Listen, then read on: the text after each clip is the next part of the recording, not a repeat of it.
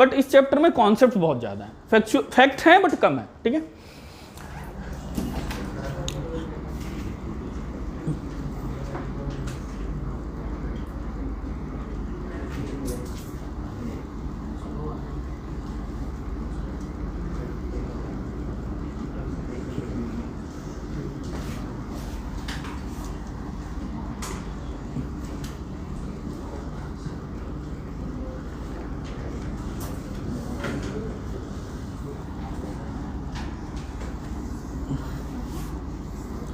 अब देखो जी बच्चा, ठीक है, जैसे मैंने ऑर्गेनिक का पहला चैप्टर 12th में स्टार्ट करा, हेलोजन डेरिवेटिव, तो हमने सिर्फ हेलोजन डेरिवेटिव नहीं पढ़ा, ठीक है, मैंने ऑर्गेनिक रिएक्शंस के जितने भी बेसिक कॉन्सेप्ट्स थे सबको उसमें पढ़ाया। समझ में आ रही बात? ताकि आपको आगे के ऑर्गेनिक के किसी चैप्टर में दिक्कत ना हो। तो यही चीज़ हम कोऑर्डिनेशन के साथ करने जा रहे हैं। यहाँ पे जो इनऑर्गेनिक के बहुत छोटे छोटे माइक्रोस्कोपिक लेवल के कॉन्सेप्ट हैं उन हर चीज़ को हम लोग समझेंगे, ठीक है। बट फिलहाल कोऑर्डिनेशन कंपाउंड की बात करते हैं, ठीक है। तो अगर हम बेसिक बातें करें तो एकदम मोस्ट बेसिक वे में ऐसा समझ सकते हैं कि ऐसे कंपाउंड जिनमें कोऑर्डिनेट बॉन्ड होते हों, ठीक है, जिनमें कोई एक एटम या ग्रुप ऑफ एटम जिनको कि हम लिगेंड्स कहते हैं, ठीक है, वो शेयर्ड पेयर ऑफ इलेक्ट्रॉन के दोनों ही पेयर्स देते हों, ठीक है। सेंट्रल एटम जो होगा यहाँ वो सिर्फ इलेक्ट्रॉन रिसीव करने का काम करता है, उसके वैकेंट ऑर्बिटल्स हाइब्रिडाइजेशन में पार्टिसिपेट करते हैं, बॉन्ड बनाने में पार्टिसिपेट करते हैं, वो सिर्फ इलेक्ट्रॉन रिसीव करने का काम करता है। In most of the situation central atoms जो होते हैं वो डी ब्लॉक के मेटल्स होते हैं जो कि आयनाइज्ड स्टेट में होते हैं। और सबसे बड़ी खूबसूरत बात जो यहाँ पे है वो ये है कि यहाँ पे जो एटम कंपाउंड बना रहे हैं, मतलब जो सेंट्रल एटम्स हैं, वो वेरिएबल वैलेंसी शो करते हैं। ये सबसे खूबसूरत बात है।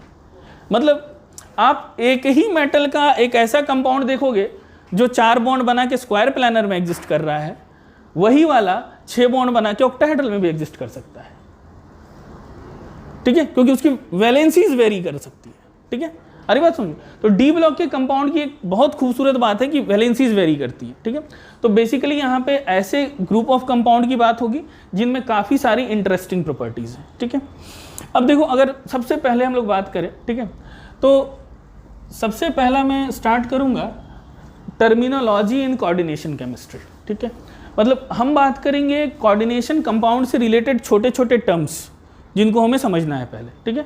उसके बाद फिर हम लोग बात करेंगे कि भैया उसमें कॉन्सेप्ट्स और थियरी क्या क्या है, ठीक है। पहले चीज़ों को समझते हैं छोटे छोटे टर्म्स पे, ठीक है। तो सबसे पहला टॉपिक मैं लगा रहा हूँ, पहला सब टॉपिक होगा टर्मिनोलॉजी।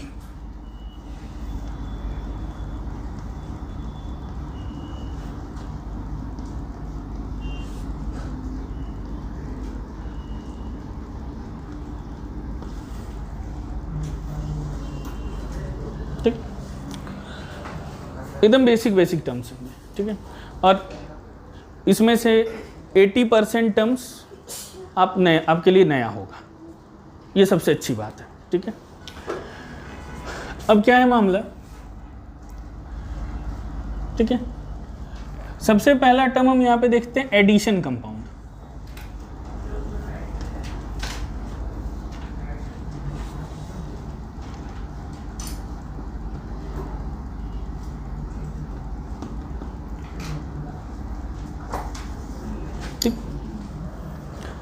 अगर हम एडिशन कंपाउंड की बात करें, ठीक है, तो सीधी सी बात है, इनऑर्गेनिक केमिस्ट्री में हम बात करते हैं सॉल्ट्स की। सॉल्ट माने आयनिक कंपाउंड की बेसिकली, ठीक है। लेकिन मामला यहाँ पे क्या है कि ये जो सॉल्ट्स बनेंगे ना, ठीक है, ये एटॉमिक लेवल पे उनके बीच कोवलेंट या कोऑर्डिनेट बॉन्ड है। एटॉमिक लेवल पे जो एटम्स जुड़े हुए हैं वो कोवलेंटली जुड़े हुए हैं, लेकिन फिर भी वो क्या है कि आयनाइज होकर आयनिक बॉन्ड बना के सॉल्ट बनाए हुए हैं। मतलब दोनों ही बातें एक साथ मिलने जा रही हैं, ठीक। अब बात को समझना कि जो सॉल्ट्स होते हैं ना, ठीक है, तो सॉल्ट्स 2 या 2 से अधिक सॉल्ट्स, ठीक है, आपस में जुड़ के, ठीक है, एक बहुत बड़ा कंपाउंड बना देते हैं जिनको हम एडिशन कंपाउंड के नाम से जानते हैं, ठीक है। 2 or more than 2 salts joins together to form a large molecule which are called addition compound. ठीक है, अब फिर जैसे आपने सुना होगा पोटास आलम, बड़ा सा फॉर्मूला है, ठीक है, K2SO4 डॉट L2SO4 डॉट 24 पानी, ठीक है। इसी तरह से फेरिक सल्फेट है ना। तो अब समझो बात को, ठीक है। तो इस तरह के हम कई सारे कंपाउंड ऐसे सुनते हैं, ठीक है, मोर सॉल्ट है, तो मतलब कई सारे ऐसे बड़े बड़े कंपाउंड का नाम सुनते हैं, और ये सारे बड़े बड़े कंपाउंड्स क्या हैं, ये सारे एडिशन कंपाउंड कहलाते हैं। ठीक है, अरे बात समझ में। अब आगे हम पढ़ेंगे कि एडिशन कंपाउंड्स को दो कैटेगरी में बांटा गया। एक एडिशन कंपाउंड वो वाले होते हैं जिनको जब आप पानी में डिसॉल्व करो, ठीक है, तो पूरे के पूरे अपने रिस्पेक्टिव आयंस में टूट जाते हैं। तो पानी में कौन सा बॉन्ड टूटता है, आयनिक बॉन्ड। ठीक है, आई बात समझ में। और जो कोवेलेंट बॉन्ड होगा या कोऑर्डिनेट बॉन्ड होगा, covalent bond is a special type of, coordinate bond is special type of covalent bond, है ना। तो मामला क्या है कि जो कोवेलेंट बॉन्ड होगा वो टूटेगा नहीं जल्दी, समझ रहे हो बात को, वो पानी में डालने पे नहीं टूटेगा, उसको तो बॉन्ड डिसोसिएशन एनर्जी चाहिए ना तोड़ने के लिए। ठीक है, तो जिनमें सिर्फ आयनिक बॉन्ड होगा जिनको बोलेंगे डबल सॉल्ट, और जो डबल सॉल्ट होंगे वो अपने सभी आयंस में डिसोसिएट कर जाएंगे पानी में डालने पे। और जो ऐसे होंगे जो कंप्लीटली डिसोसिएट नहीं होंगे, जो पार्शियली डिसोसिएट होंगे, ठीक है, मतलब थोड़ा सा आयनाइज होंगे, थोड़ा सा टूटेंगे, बट उसके बाद भी वो मॉलिक्यूल बचा रहेगा, सारे आयंस अलग अलग नहीं हो जाएंगे। तो हम उससे क्या समझेंगे कि भाई जो डबल सॉल्ट्स है ना, वो प्योर आयनिक कंपाउंड था, और जो आपका कॉम्प्लेक्सेस है वो उसमें एक आध बॉन्ड आयनिक रहा होगा, लेकिन उसमें एक अलग तरह का कोवेलेंट बॉन्ड है जो कि कोऑर्डिनेट बॉन्ड है। समझ में आई बात। ठीक, तो एडिशन कंपाउंड की बात करें तो एडिशन कंपाउंड को सबसे पहले डेफिनेशन पॉइंट में आते हैं। ठीक, तो एडिशन कंपाउंड व्हेन 2 और मोर सिंपल सॉल्ट्स, है ना। क्या कहेंगे बेटा, पहला पॉइंट डेफिनेशन का है, when 2 or more simple salts, when 2 or more simple salts combines together,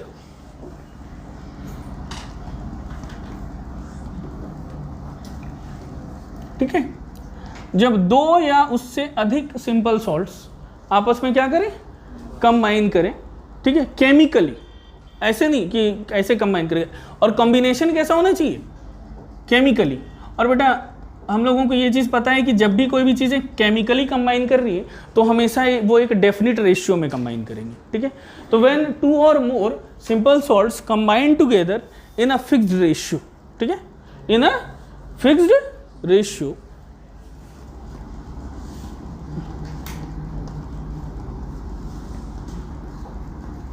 ठीक है, समझ में आई बात। When 2 or more simple salts combine together chemically in a fixed ratio, इसको क्या बोलेंगे, addition compound. The formed compound is called addition compound, या the resulting compound लिख सकते हैं।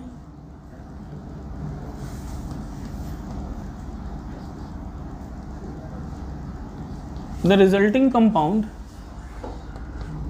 is called, क्या बोलते हैं बेटा इसको, एडिशन कंपाउंड।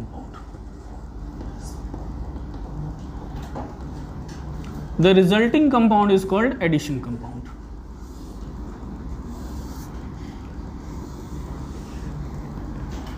है ना।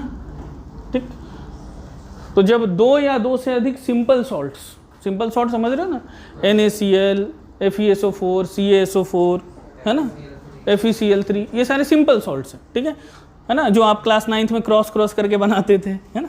ठीक, हाँ KMnO4 भी सिंपल सॉल्ट है। ठीक है, आई बात समझ में। तो जो अलग अलग तरह के सिंपल सॉल्ट्स हैं, जब ये सिंपल सॉल्ट्स कंबाइन करते हैं और एक बड़ा मॉलिक्यूल बना देते हैं तो उसको हम लोग क्या बोल देते हैं, एडिशन कंपाउंड बोल देते हैं। आगे बात समझ में। अब देखो, on the basis of their dissolution in water, या on the basis of the formation of iron, हाँ,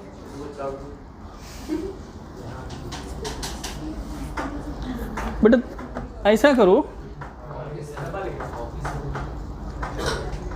हाँ ले लो, हाँ देखो यार, ये सॉल्ट है, ब्रिटल इन नेचर। चलो हाँ हाँ, कैल्शियम कार्बोनेट सिंपल सॉल्ट है। ठीक, अब देखो भाई, तो ये जो कंपाउंड्स हैं, ठीक है, ये एडिशन कंपाउंड, ठीक है, on the basis of their ionization in water. See technically बात करते हैं थोड़ा, ठीक है, कि जब डिसॉल्व करने पर, पानी में डिसॉल्व करने पे वो जिस तरह से आयनाइज होते हैं, जिस तरह से डिसोसिएट होते हैं, उसके बिहाफ पर इन एडिशन कंपाउंड को हम दो कैटेगरी में बांटते हैं, है ना। एक हो जाएगा डबल सॉल्ट और दूसरा हो जाएगा कॉम्प्लेक्सेस या कॉम्प्लेक्स कंपाउंड, ठीक है। और इस चैप्टर में मेनली अपने को क्या पढ़ना है, कॉम्प्लेक्स कंपाउंड, जिनको कहते हैं कोऑर्डिनेशन कंपाउंड्स, ठीक है। तो अगली बात क्या है, अगला point, on the basis of, है ना,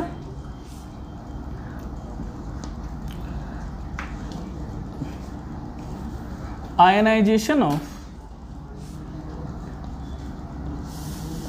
these addition compounds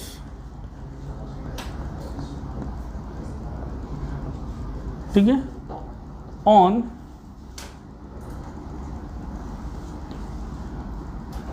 dissolving in water, ठीक है, these are of two types. ये कितने तरह के होंगे, दो तरह के होंगे, ठीक है, आई बात समझ में। अब दो तरह के होंगे कौन कौन,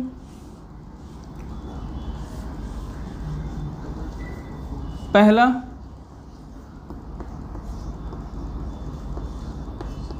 डबल सॉल्ट, है ना, और दूसरा क्या हो जाएगा, कॉम्प्लेक्सेस, ठीक। पहला हो गया डबल सॉल्ट और दूसरा हो गया कॉम्प्लेक्सेस, ठीक। लिखो जल्दी से।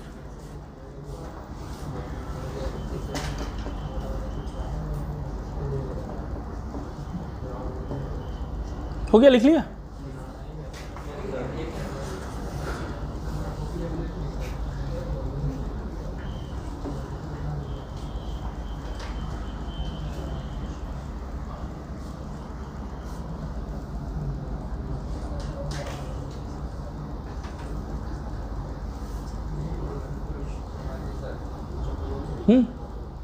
हो गया।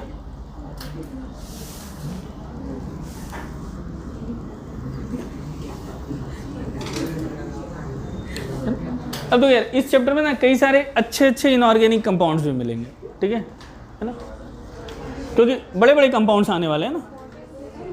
क्या हुआ,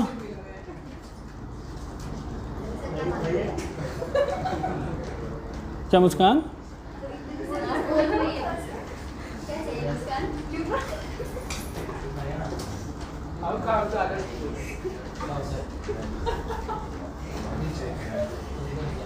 ठीक, रहने दो।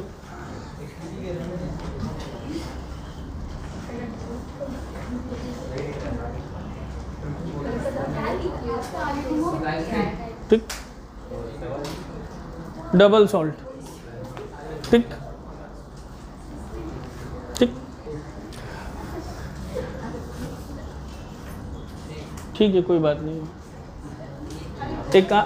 एक आध पीयूष चालू होना चाहिए ना,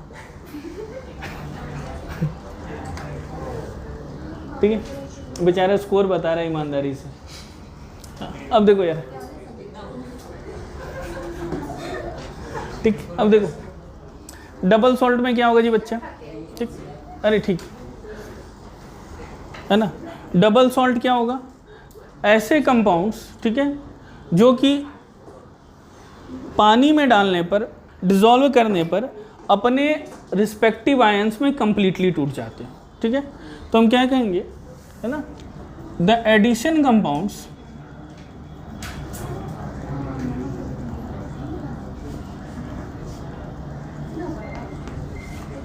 which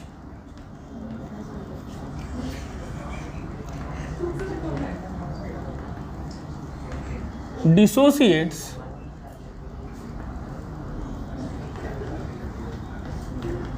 कंप्लीटली इनटू, है ना, क्या लिखेंगे बच्चा, the addition compounds which dissociates completely into their respective cations and anions when dissolved in water। ठीक है, पानी में डिसॉल्व करने पर, है ना, ऐसे कंपाउंड जो कि पानी में डिसॉल्व करने पर कंप्लीटली डिसोसिएट हो जाते हो अपने आयंस में, उनको हम क्या बोल देंगे, डबल सॉल्ट बोल देंगे, है ना। और इनमें क्या होगा, सिर्फ आयनिक बॉन्ड एग्जिस्ट करेगा। ठीक, ठीक है।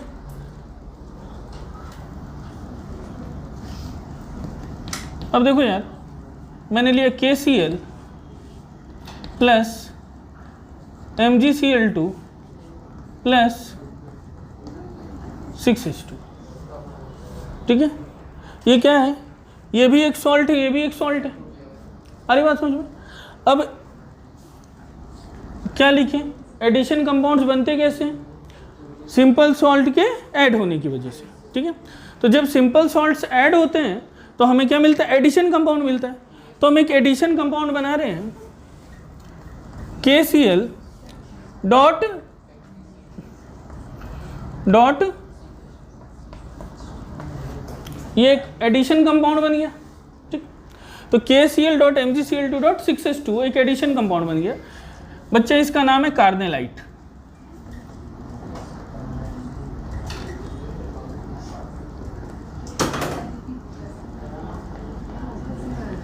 है ना, इस कंपाउंड को कहते हैं कार्नेलाइट। अब ये एक एडिशन कंपाउंड है क्योंकि हमने इसे दो सॉल्ट से मिक्स करके बनाया है।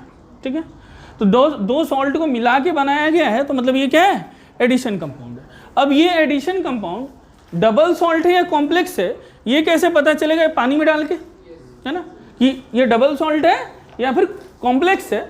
इसको पता करने के लिए इसे डिसॉल्व किस में किया जाएगा, पानी में। अब पानी में डालने पर कार्नेलाइट से हमें क्या मिलता है, ठीक है, इससे K प्लस एक्वस मिलता है, Cl माइनस एक्वस मिलता है, Mg2 प्लस मिलता है। ठीक है, आ रही बात समझ में। और अगर बोला जाए Cl की बात, तो Cl हमको कितने मिल जाएंगे, 3Cl माइनस एक्वस मिल जाएंगे। तो क्या है, सारे के सारे आयन्स हमको क्या मिल रहे हैं, डिसोसिएटेड और आयनाइज स्टेट में मिल जा रहे हैं सॉल्ट से। मतलब ये क्या हुआ, कंप्लीटली डिसोसिएट हो गया। बात समझ में आ रही है, ठीक, क्लियर। तो ये क्या हुआ, कंप्लीटली डिसोसिएट हो गया। ठीक है सर, क्या वाटर H प्लस और OH माइनस में टूटेगा, नहीं, इसकी जरूरत नहीं है क्योंकि हम पानी में ही घोल रहे हैं।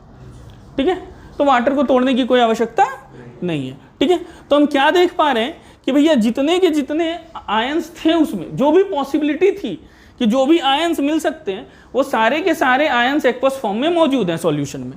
ठीक है, तो इसका मतलब ये कार्नेलाइट मॉलिक्यूल जो है वो कंप्लीटली टूट गया, है ना। कार्नेलाइट एक सॉल्ट है जो कि कंप्लीटली टूट गया।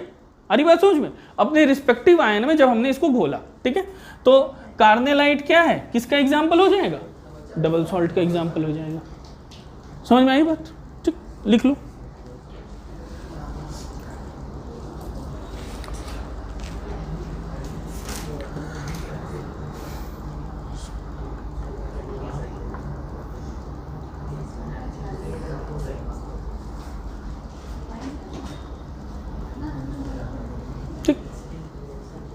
कोई दिक्कत। अगला एग्जाम्पल देखो बेटा, अगर अपन ऐसा करें, एक सॉल्ट मैंने लिया बेटा अमोनियम सल्फेट। ये क्या है, अमोनियम सल्फेट है। अमोनियम सल्फेट के साथ मैंने FeSO4 भी ले लिया। ठीक है, फेरस सल्फेट। ठीक, और इसके साथ मैंने इसमें भी 6 पानी के मॉलिक्यूल डाल दिए। These are called hydrated salts। और एक बात ध्यान रखना, हाइड्रेटेड सॉल्ट्स हमेशा इलेक्ट्रिसिटी के कंडक्टर होते हैं। ठीक है, जो नॉर्मल सॉल्ट्स हैं वो एक्वस स्टेट में इलेक्ट्रिसिटी कंडक्ट करते हैं, लेकिन सॉलिड स्टेट में नहीं करते। लेकिन हाइड्रेटेड साइड सॉल्ट जो है हमेशा इलेक्ट्रिसिटी के कंडक्टर होते हैं। उसका कारण है कि उसमें पानी हमेशा रहता है, ठीक है। अरे बात सोचो, एक और बात, बड़ी बड़ी खास बात बता रहा हूँ, ध्यान रखना। ऐसे कंपाउंड्स जिनमें वाटर मॉलिक्यूल सेम हो, ठीक है, आई बात समझ में, जैसे यहाँ पे कार्नेलाइट में, ठीक है, और ये बनाएगा मोर सॉल्ट, ठीक है ना। तो इनमें पानी का मॉलिक्यूल 6H2 और 6H2 है, ठीक है। जैसे आपने पढ़ा होगा इप्सम सॉल्ट 7H2 होता है, अरे बात समझ में, 7H2 होता है, ठीक है। वाइट विट्रियोल 7H2 होता है, ठीक है। ब्लू विट्रियोल में 5H2 होता है, वाइट विट्रियोल में 7H2 होता है, ठीक है। ग्रीन विट्रियोल में भी 7H2 होता है, ठीक है। तो green vitriol, white vitriol and Epsom salt तीनों में 7H2 है, ठीक है। तो ये तीनों 7H2 है, तो ये तीनों के तीनों का स्ट्रक्चर सेम होगा, जो क्रिस्टल स्ट्रक्चर होता है जिसको बोलते हैं आइसोमॉर्फस होना, ठीक है। तो ये मॉलिक्यूल हमेशा आइसोमॉर्फस होंगे। तो जो हाइड्रेटेड सॉल्ट्स है ना, ये भी सॉल्ट है बेटा, तो ये भी आयनिक कंपाउंड है। तो जो आइसोमॉर्फस होने की प्रॉपर्टी है, जो सॉलिड में क्रिस्टल बनाने की टेंडेंसी है, वो यहाँ पे भी सेम होगी, ठीक है। जो हम लोग निकालते थे ना यार कि आइसोमॉर्फस के लिए मॉलिक्यूलर फार्मूला टाइप सेम हो, कैटायन एनायन आइसो इलेक्ट्रॉनिक हो, ठीक है। तो जब हाइड्रेटेड सॉल्ट्स की बात की जाएगी आइसोमॉर्फिज्म की, तो वहाँ पे क्या देखा जाता है, नंबर ऑफ वाटर मॉलिक्यूल, ठीक है। अरे बात समझ में, तो नंबर ऑफ वाटर मॉलिक्यूल होने से उनका सॉलिड में क्रिस्टल सेम बनता है, ठीक। अब समझो, जब इसको कंबाइन कर देंगे यार, कंबाइन करने पे क्या बनेगा, NH4 whole to SO4 dot FeSO4, कितने पानी है, ठीक है। इसको हम लोग क्या कहते हैं,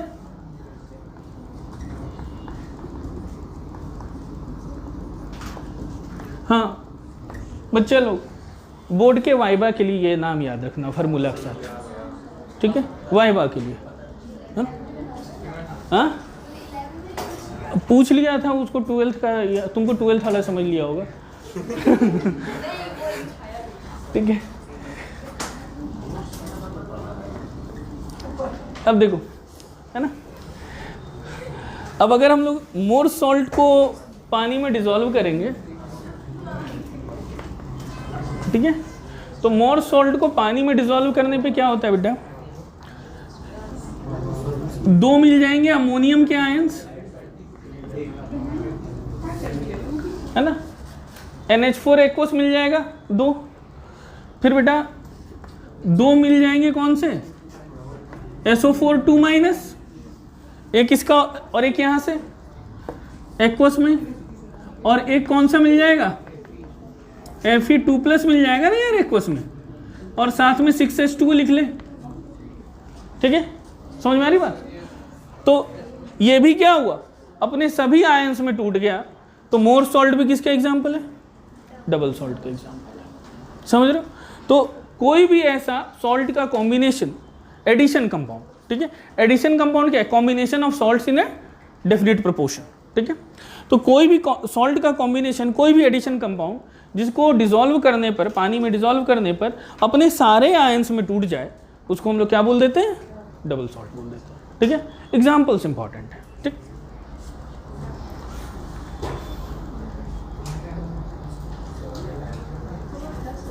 हाँ कहाँ पे बेटा, कहाँ कहाँ,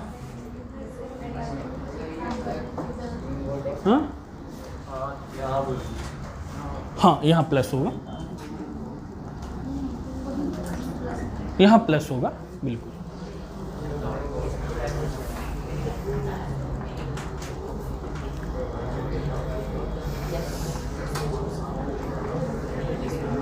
ठीक है,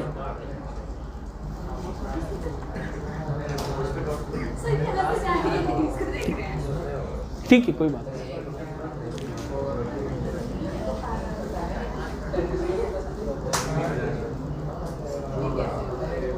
ठीक, अब देखो लिख लिए ना, हो गया। हा?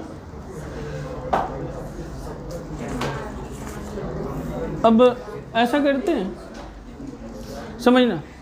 अब एक छोटा सा मतलब एकदम कॉमन सेंस वाली बात है, ठीक है, कि सर हम ये चीज़ तो देखें कि भाई हमने कार्नेलाइट लिया या मोर सॉल्ट लिया, हमने उसको पानी में डाला, ठीक है, घोला, वो डिसॉल्व हुआ। सर ये पता कैसे लगा कि सारे आयंस मिल गए?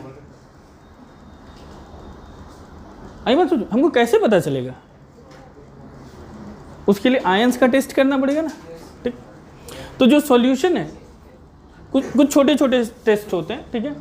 जैसे जब हम ये Cl-, ठीक है, तो Cl- के साथ क्या है कि Cl- का क्लोराइड आयन के टेस्ट के लिए हम AgNO3 डालते हैं, और AgNO3 जो है, ठीक है, वो क्या करता है, NO3 डिस्प्लेस हो जाता है, AgCl बनाता है, और AgCl वाइट प्रेसिपिटेट फॉर्म करेगा।